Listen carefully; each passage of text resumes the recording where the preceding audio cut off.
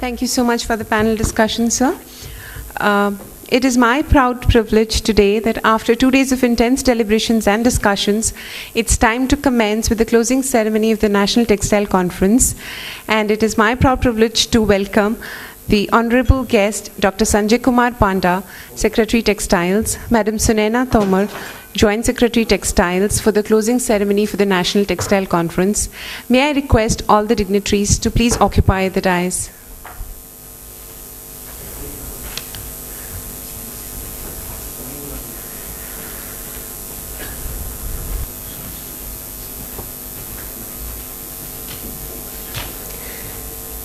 Can I request all the dignitaries to please come and occupy the dais?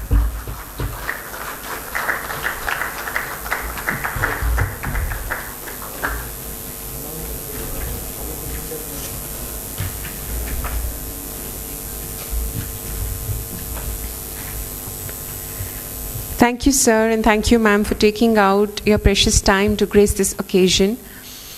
May I now request Mr. Sudhish Agarwal, President, the Textile Association, India, to present a bouquet to the honorable guest, Dr. Sanjay Kumar Panda, to welcome him.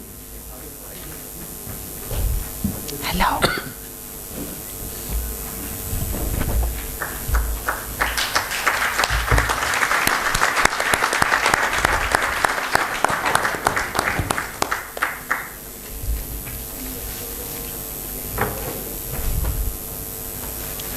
Mr. Anup Garg to present a bouquet of flowers to Madam Sunaina Tomar and welcome her.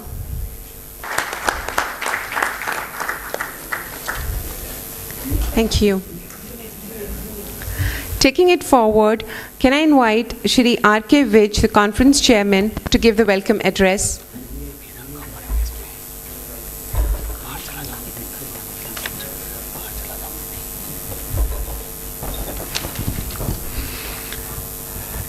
Good evening, everybody. Respected Shri S.K. Panda ji, Sunaina Tomar ji, TIE President Mr. Sudhish Agarwal,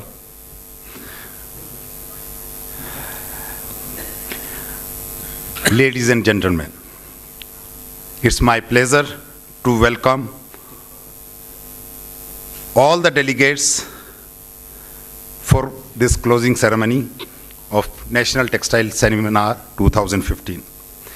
It's an absolute privilege for us to have Dr. Sanjay Kumar Panda, Honorable Secretary Textile, Government of India, and Dr.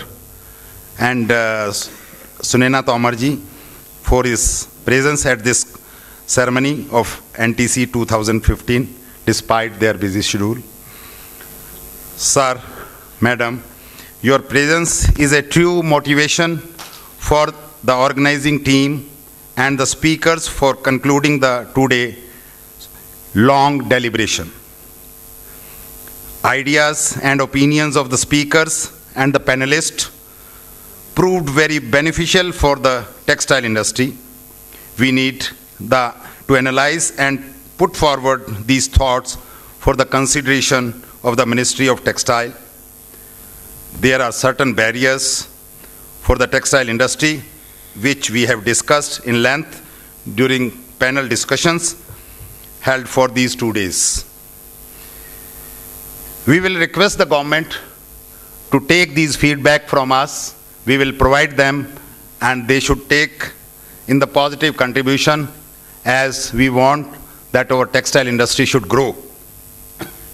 Yesterday, Honorable Textile Minister, along with the two secretaries, Sunaina Tomar ji was also there, and Ms. Geeta was also there.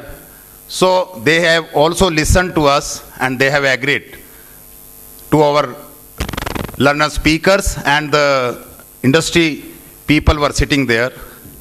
And the Textile Minister also said that we are thinking for the expansion of textile industry by considering tough. So I think S.K. Panda ji is in charge of the tough. The people of the industry will get some benefit under his leadership. Textile industry contributes remarkably to the economy of the country. apart from providing basic of living, it also plays a vital role in the employment generation and industrial output and production. Our organizing team, including TIE President, our knowledge partner, Mr. Prashant Agarwal, had worked together, contributed towards this conference, and textile industry for nation building also with their discussions in these 2 days. I once again welcome Textile Secretary and Sunaina Tomarji and all of you to be present here in the last moment also in the evening, and looking forward from your continuous attachment with the Textile Association of India Delhi unit. And once again, I thank you, all of you, for the presence on this closing ceremony. Thanking you. Jai Hind. To sum up the conference deliberations over the last 2 days, can I now invite Mr. Prashant Agarwal, partner of Wazir Industries, to do that for us, sir?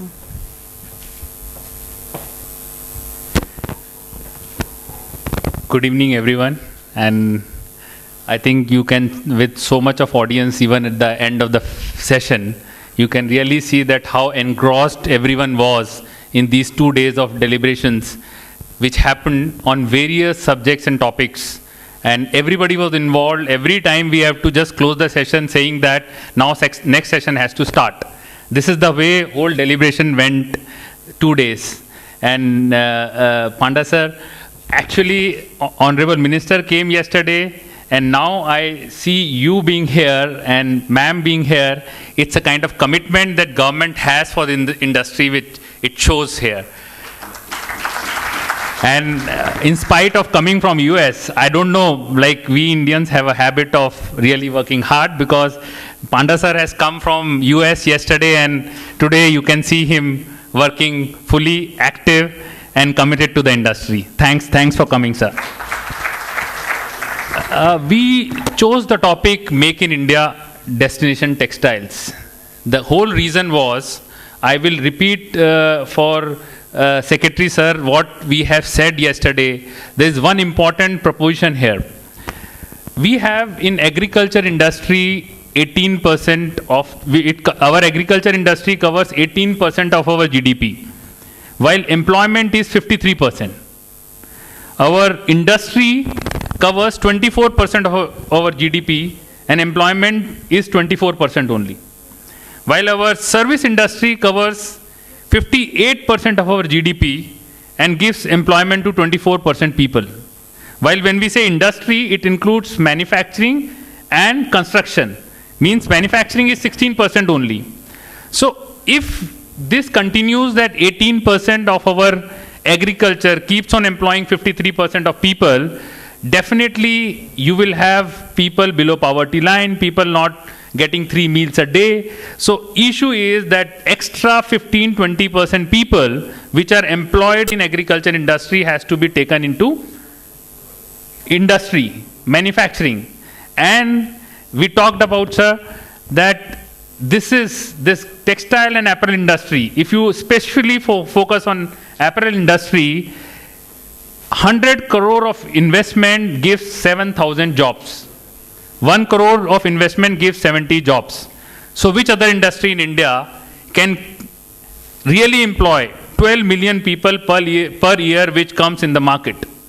So that's what we discussed, and this is the premise when we say that Make in India, if it has to be successful, it has to be textile and apparel industry focus. While investment can happen all over sectors, but that 12 million people which come into industry every year, they can't be employed in electronics, in automobile, in all other sectors which are highly technologically intensive.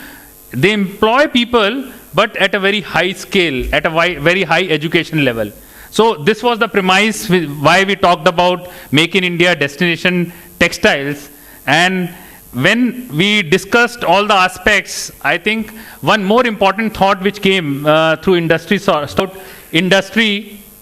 should I stop for a second? Yeah, okay, please come.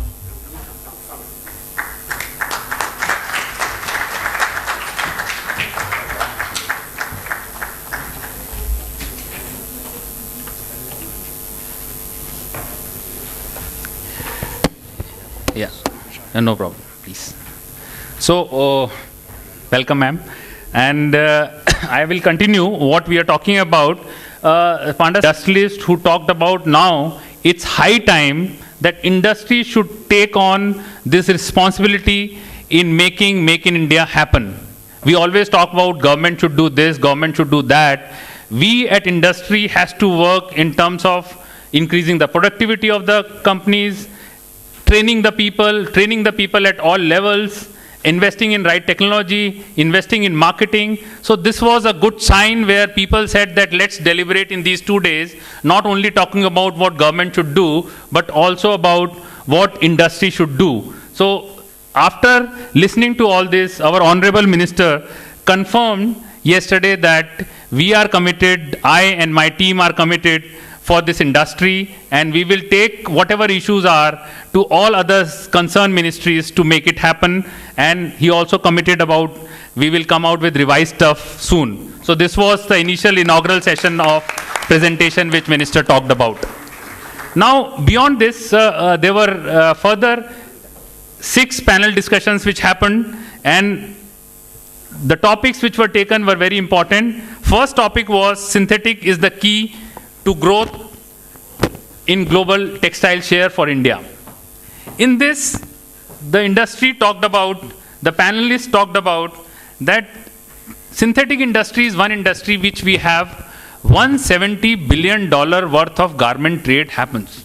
In this $170 billion worth of garment trade, China has a 58% share, while India has a share of 2.2%, while Vietnam, much smaller country than us, has a share of 4.4%.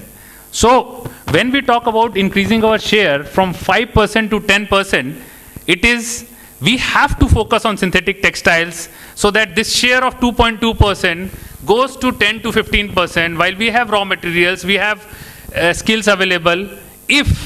While people in the panelists showed some apprehension that other countries like Korea, Taiwan, China, Japan, they have moved much ahead than us.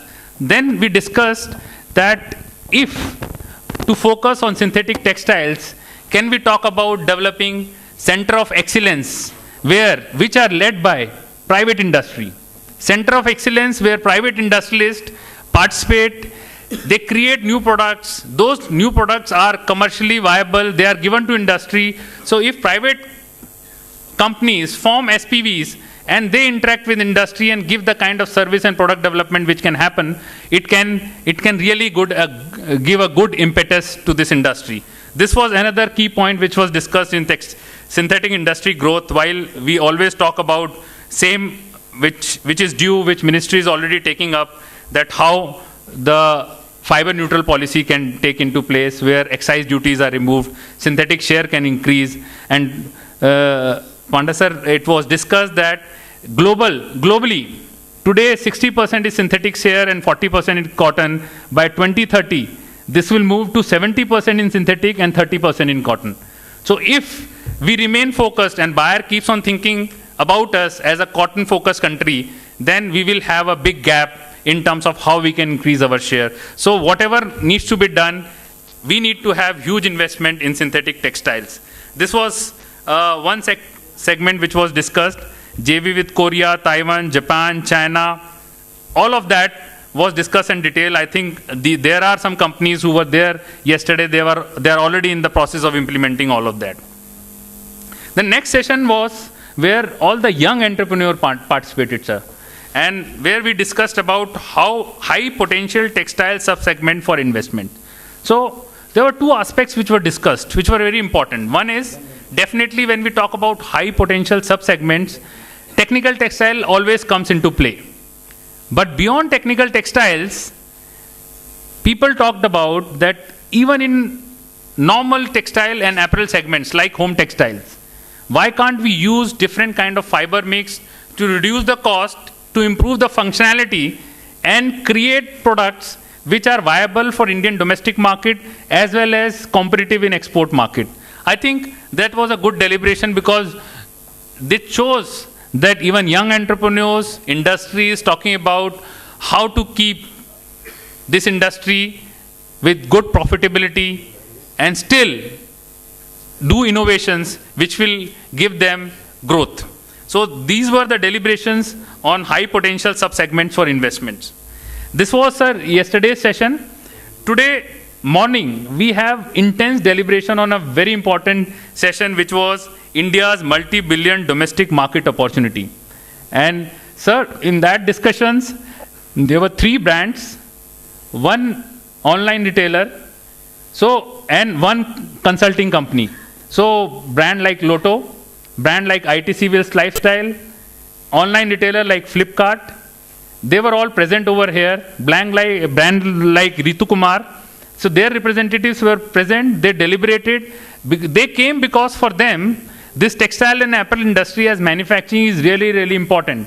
Flipkart shared that in this 5 days sale, they could do 800 crores in 5 days. 800 crores sales in 5 days. Normally, a big brand in India, only few brands are there in whole of the year. They are able to do 1,000 crore kind of sale. That there are 3-4 brands only in India. So 800 crore sales in 5 days. Then they deliberated and agreed that for Indian textile and apparel industry, both online and offline retail have to coexist. Both have a role to play. The important aspect which came out into light in this, because of online presence, sir, whether it is tier 2 and tier 3 cities, 60% of sale of online retailers is happening from tier 2 and tier 3 cities.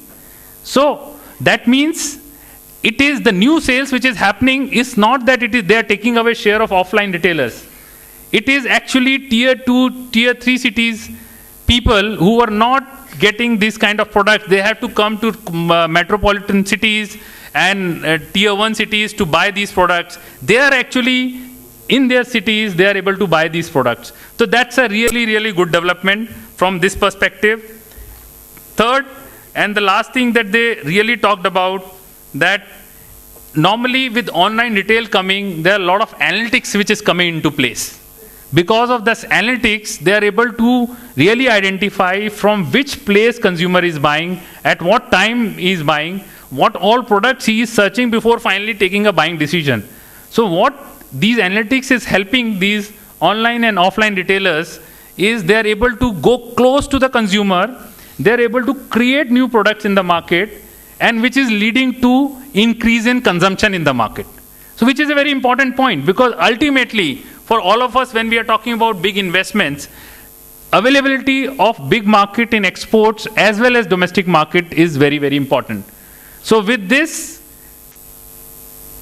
awareness, with new products coming into market, suddenly there is a lot of disposable income which is going into textile and apparel industry. This will lead to a continuous growth of domestic and export market.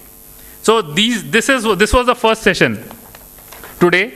The next session, sir, was focused on looking beyond traditional market and product, which for our export strategy we always talk about. 2 important points. One is, while we say that there are 3-4 months in a year where our garment exporters don't have huge orders, mainly in June, July, August. But we analyze that most of our garment exporters are focused on Northern Hemisphere. We focus on US, Europe, Middle East, but we don't focus towards Southern Hemisphere. Australia, New Zealand, again South Africa. So all of these countries have bigger markets. So maybe keeping same products, if we start focusing on different markets for these months, because the summertime for these months is different in Southern Hemisphere as well as Northern Hemisphere. So if you focus, because earlier we were all talking about, can't we go into newer products? Can't we explore newer markets? But within, if you still confine to the same products, you have a possibility of focusing on different countries and entering into that, increasing our exports and giving job to our workforce round the year. Because that's a big problem that industry wants. For 3 months, we should have flexibility of hire and fire, which is against any kind of justice to the workforce, because You can't ask somebody not to be employed for 3 months. He has to earn every day, feed his family every day. So this was important. Second, sir, there were markets like Japan with $35 billion imports. There are countries like Australia, $8 billion imports.